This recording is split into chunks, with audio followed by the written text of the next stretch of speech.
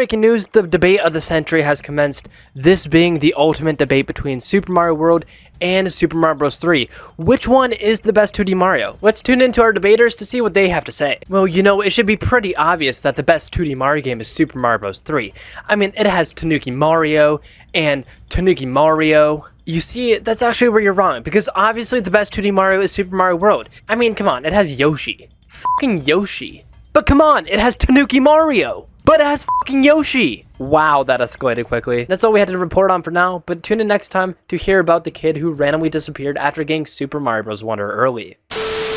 What's up everyone, it's me, the biggest noob on YouTube, Christendo here, and yeah, when it comes to the best 2D Mario game of all time, usually it's between Super Mario Bros. 3 and Super Mario World. Unless you're some crackhead whose favorite game of all time is Super Mario Bros. The Lost Levels. Unlike all those incels on Twitter who will go on and on about which of these games are the best, today I want to specifically look at Super Mario World and see if it's deserving of all the praise it gets.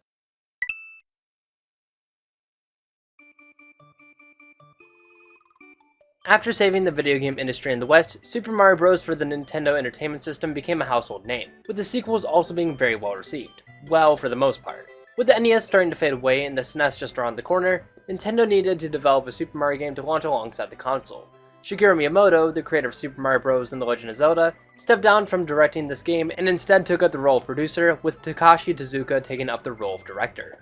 Originally, the team ported Super Mario Bros. 3 from the NES to the SNES as a hardware experiment. However, since the project felt like the same game, despite the color and sprite upgrades, Miyamoto and the team's new goal was set on creating something totally new.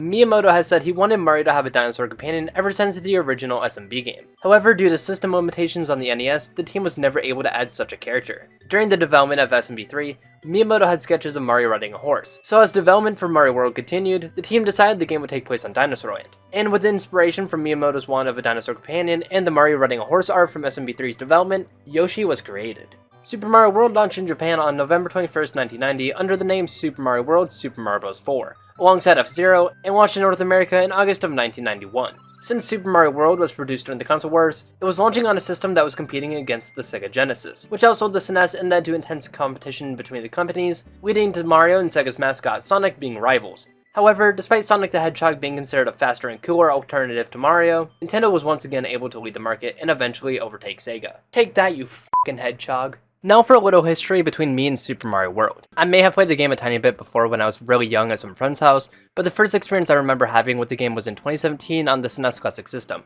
which is how I got the footage for this video. I was never really able to get far, only being able to reach Vanilla Dome. Why is that, you might ask? Because I suck at video games. Even then, I found myself enjoying the gameplay and sprite work for this game, along with falling in love with its amazing yet limited soundtrack. Ever since I've played the game on the Switch thanks to Nintendo Switch Online and have since then beaten the game multiple times. I also got into game collecting in 2022, and because of that, for Christmas that year I got a SNES alongside a copy of Super Mario World, allowing me to play the game in its original glory. On to talking about the game itself, Super Mario World is made up of 7 main worlds in Dinosaur Land, the home of Yoshis and other prehistoric creatures. Each world consists of many levels, with each ending off with a castle level where you fight the Koopalings, who make their second series appearance after debuting in Super Mario Bros. 3, and the final world having you fight against the king of the Koopas himself, Bowser. Mario controls well in this game, and I would argue he controls the best here. The controls are very responsive, and the movement is very fluid and clean, with there never being a moment where it feels like it's the game's fault I made a mistake. A brand new move is introduced to this game, being the spin jump, where if you perform this move, you are able to destroy rotating blocks if in one of Mario's bigger forms. I think this was a great addition to Mario's moveset, however, a small nitpick I had was instead of the normal jump being mapped to A, it was instead the spin jump, but I got over that pretty quickly after playing for a bit. When it comes to the power-ups in this game, we only have a total of 5, which is a step down from Super Mario Bros. 3's 8. However, despite the lower number of power-ups, we still have some pretty great ones. We obviously have the Super Mushroom, Fire Flower, and Superstar that have been in the series since the beginning, but we also have 2 brand new power-ups in this game, being the Cape Feather and the Power Balloon. Starting with the Cape Feather, this one is similar to the Super Leaf, where you have to build up momentum to be able to fly, and can use the cape to attack enemies. Personally, I feel that even though this one is a bit more difficult to master when compared to the Super Leaf, it overall is a bit better of a power-up as it feels more satisfying to use. Plus, Mario doesn't become a furry, so that's a W. As for the Power Balloon, we really don't see this one too much outside of the tubular level from the Secret World, but this one turns Mario into Balloon Mario for a limited amount of time, and allows you to float. Power up of the century right here, super useful. We also have Yoshi who makes his debut here. And no, Yoshi isn't a power-up, he's a dinosaur. Anyways, Yoshi comes with his own abilities based on what shell he grabs. Green shells can be spit out normally, red shells allow Yoshi to spit fireballs, blue shells allow him to fly, and yellow shells give him the ability to create mini earthquakes. Yoshi doesn't have his signature flutter jump in Super Mario World, however, I think these special abilities make up for that, as they are never seen again after this game. When comparing this game's art style to others in the franchise, I have to say it's my favorite outside of Super Mario Bros. Wonder. There's something about the 16-bit sprite work and backgrounds I really like, and I think it's probably because this game has great color contrast. Each of the backgrounds for the levels are pleasing to look at, and they mesh well with what's happening in the middle ground, so there's never a time where it feels like the colors don't blend well. This game's soundtrack is amazing as well, one of my favorites from the 16-bit era in fact. From the coming main theme to the eerie castle theme, which I think is my favorite of the tracks, the music works very well for the environments of this game's levels. It's such a shame that compared to newer titles in the series, it has a small soundtrack, but thanks to the Mario Maker games, we were treated to even more songs that match this game's music style. Now onto the levels. Starting with the first world, Yoshi's Island, you go through some fairly basic grass levels where you become familiar with the game's controls in Yoshi. Afterwards, you climb up a mountain and traverse between floating platforms on top of rushing water, before going to the first castle, Iggy's castle. You have to climb fences and avoid crushing pillars in order to fight Iggy, who will be defeated by knocking him off the platform swaying back and forth. World 2 takes you to Donut Plains. Oh my god, it's the Mario Kart track. And here you get to use the K-Feather for the first time and are introduced to your first ghost house where you have to avoid boos and solve the puzzle to escape. This world's castle has you avoiding blimps and spike balls before entering a vertical based room where the floor shifts left and right. After surviving these challenges, you go up against Morn, who you fight in an enclosed space, and he will try dropping down onto you to attack you. Moving on to Vanilla Dome, the world takes place mostly underground, with you having to maneuver through narrow passageways while avoiding enemies, with a couple of other levels above ground, such as the one where you platform on mushroom and spring platforms while avoiding bullet bills being launched at you from all directions. Now we reach the only level of the game that I'm not really a big fan of, Lemmy's Castle. You may be asking me, Chris, what's wrong with this level? It can't be that bad. And while some of you might comment skill issue because of my reasoning, I can't be the only one that thinks this. The level starts off with you on top of a row of donut blocks, with you depending on a magic Koopa to hit one of the blocks below you in order to proceed through the level. One might think that if they have a super mushroom, they could just spin jump their way out of this area, but below you are more donut blocks, so if you spin jump, you would end up falling to your death. After this, you have to make your way through more magic Koopas, and then through a room with floor that moves up and down you must traverse while avoiding dry bones and getting crushed. You eventually get to Lemmy, who will create fake versions of himself and appear from the pipes on the battlefield. While the level as a whole may not be entirely bad, just the fact that it starts in such an annoying way is what leaves a bad taste in my mouth, just like a Nintendo Switch cartridge does. Delicious. Moving on, World 4 takes you to the Twin Bridges, where you travel across playlists avoiding chainsaws and platforming from rope to reach the end of a level, as well as being introduced to the Sumo Bro, who will create a wave of fire below him whenever he stomps while being chased by Monty Moles. Ludwig's Castle closes out this world, where you start out in a narrow passageway avoiding bony beetles and spike balls, and then racing a crushing ceiling with spikes that you can reset with on-off blocks. Before reaching Ludwig, you have to climb your way up fences and avoid Koopas who are climbing with you, and his fight has you having to stomp on him 3 times, and in between hits, he shoots fire at you and spins around at you in his shell. Going into the Forest of Illusion for World 5, this one has a unique mechanic where you're required to take secret exits in order to escape the loot present within the forest. The levels in this world involve avoiding some wigglers inside of the forest, swimming around urchins and fleeing from Rip Van Fish to not get killed, and dodging enemies such as Goombas and Bob-Ombs coming at you in bubbles as you search for the secret exit to access Roy's castle. In this castle, you ride on a snake block as it takes you throughout the castle while avoiding lava bubbles and throwing spikes on it to make it to Roy. The boss fight is similar to Morton's where you fight him in an enclosed space, but the walls close in as the fight goes on. Chocolate Island accesses the semi-final world of the game, with the levels having some more prehistoric type enemies like the Dino Rhino and taking place in higher elevations. You also find yourself going through a ghost house where you have to avoid Eries, Fish and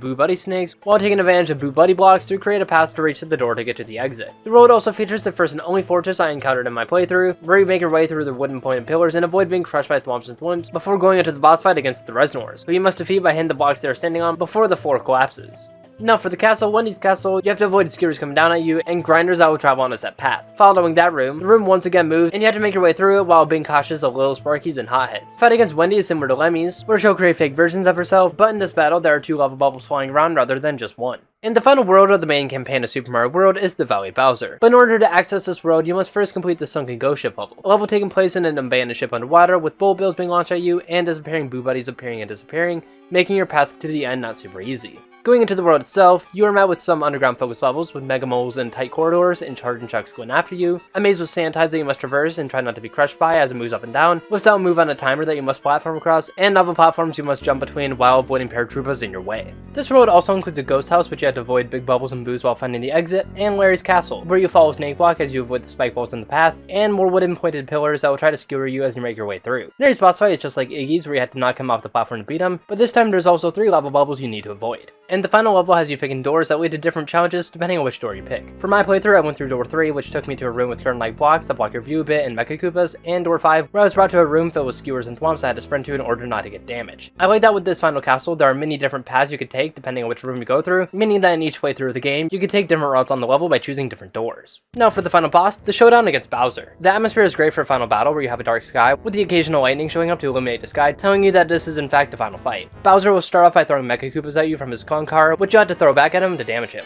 After hitting him a few times, he'll go off screen and start raining fireballs down on you from the sky you must avoid, and as he comes back onto the battleground, Peach yells for help and throws a mushroom to help you in the battle. In the second phase of the fight, Bowser will start adding giant cannonballs he'll drop down onto you that you have to avoid, and you have to once again throw Mecha Koopas at him to damage him. In phase 3, Bowser will start bouncing after you in his clown car to damage you, so you must avoid those attacks while also making sure you damage him to defeat him. Once you throw the last Mecha Koopa at him, Bowser will be defeated, the princess will be saved, and the credits will start to roll, telling you that your adventure has concluded. And that pretty much wraps up Super Mario World. Kind of close out my thoughts, overall Super Mario World is a really great game. It has great level design, wonderful music, great sprite work. Overall, it's just a really fun time. Now, is it the best 2D Mario? Well, we can't quite answer that yet, as we have plenty more 2D Mario games to go over, as this is just the first one. But how would I rate Super Mario World?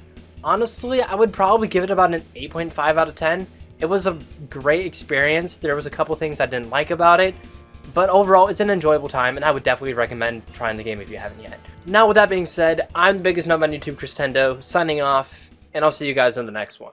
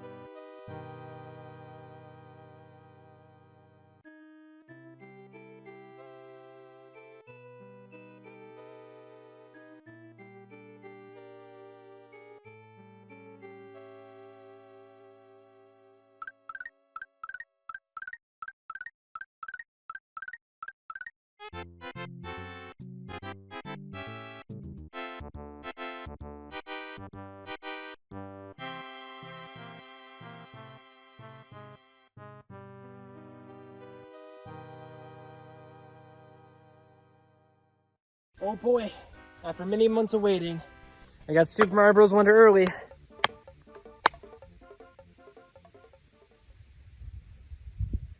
What was that? Hello?